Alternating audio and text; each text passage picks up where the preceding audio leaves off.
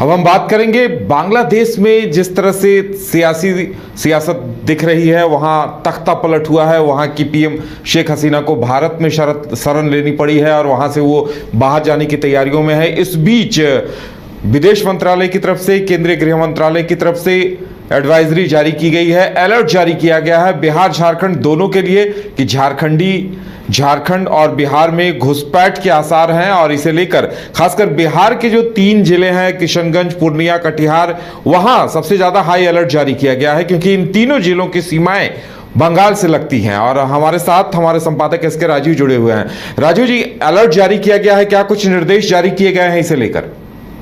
देखिए, दरअसल में आपको पता है कि 4 तारीख से, यानी कि हालांकि 4 अगस्त से कहने के लिए ये चीजें हैं, लेकिन इसकी विधिवत शुरुआत जो है वो जुलाई में ही हो गई थी वहां पर बांग्लादेश में। लेकिन उसका असर जो है वो इतना ज्यादा हो गया है कि आप देखिए कि आज जब जयशंकर, आप जिनको स्क्रीन पर दिखा रहे हैं, वो जब लोकसभा और राज्यसभा में जवाब दे रहे थे तो उन्होंने यह कहा कि एक आपातकाल मैसेज जो है वो आता है वहां के प्रधानमंत्री की तरफ से और वो भारत आने की इजाजत मांगती है और उनको फिर भारत आने की इजाजत जो है वो दी जाती है। और फिलहाल वो हिंडन जो एयरपोर्ट है गाजियाबाद के पास, वहां पर वो उतरी थी और फिर चॉपर जो है बांग्लादेश का वो यहाँ उतार करके उनको फिर वापस लौट गया।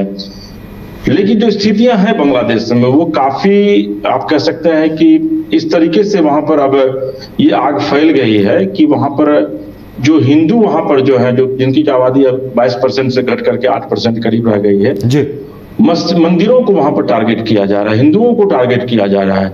वहां पर बलात्कार जैसी घटनाएं जो है वो सामने आ रही हैं वहां पर। और आश्चर्य यह है कि जो वहां की जो फोर्सेज है वो कह रही हैं कि स्थिति को जल्द ही जो है वो नियंत्रण में ले लिया जाएगा। तो जाहिर है कि जो हिंदुस्तान का जो बॉर्डरिंग इलाका है, लगभग 45 और कुछ किलोमीटर का जो इलाका है, वो बांग्लादेश और भारत की सीमा को जो है वो टच करता है। तो ऐसी स्थिति में पूर्णिया, किशनगंज और कटिहार, जो कि बिहार में जो ये जो 3 जिले हैं, ये बॉर्डर का इलाका है और बांग्लादेश की सीमा से सटा हुआ ये इलाका है। कटिहार की अगर आप बात करेंगे तो वहां बीच में एक नदी बहती है और उसके उस तरफ जो है वो बांग्लादेश है, इस तरफ बिहार का यानी हिंदुस्तान का कटिहार है।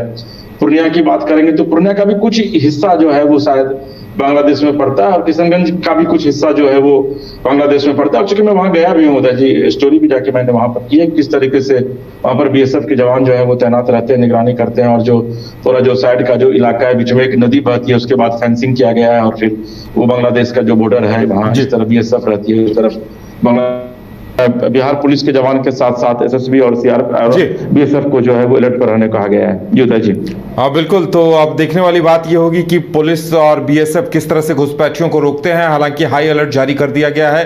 और राजीव जी, इससे पहले भी अब बिहार की बात की जाए या झारखंड की बात की जाए, घुसपैठियों को लेकर सियासत भी खूब हो रही है। बीजेपी लगातार आंदोलन कर रही है, सवाल उठा रही है और एक बार फिर से गिनती कराने की या लोगों की जांच कराने की बातें भी कहती हैं जो संदेहास्पद हों।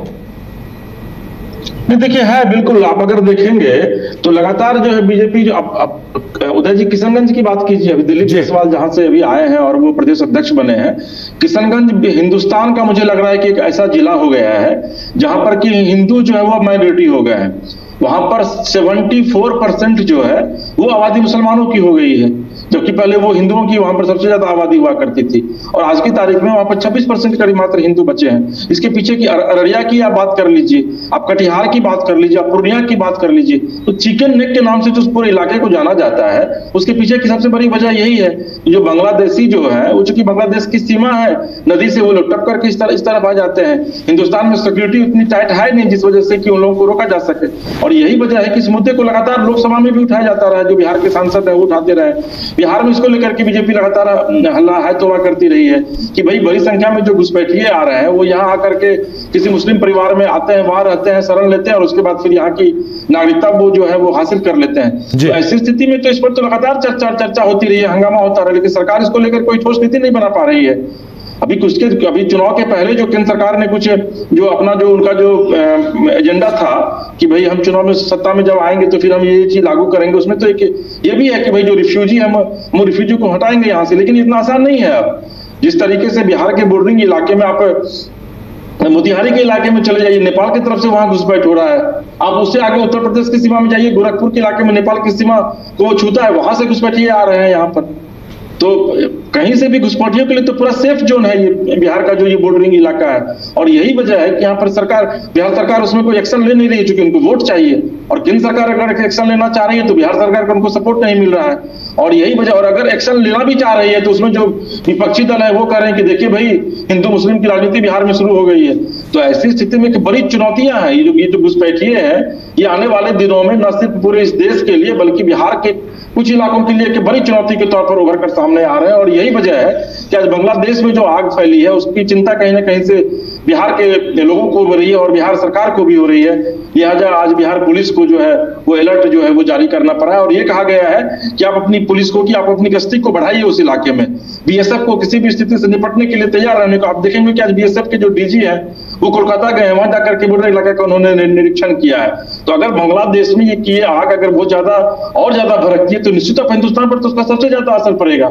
और यही वजह है कि बिहार की में जो 3 जिले हैं जो कि सीमावर्ती इलाके हैं, जो टच करते हैं बांग्लादेश की सीमाओं को, वहां की स्थिति बहुत ज्यादा गंभीर हो सकती है।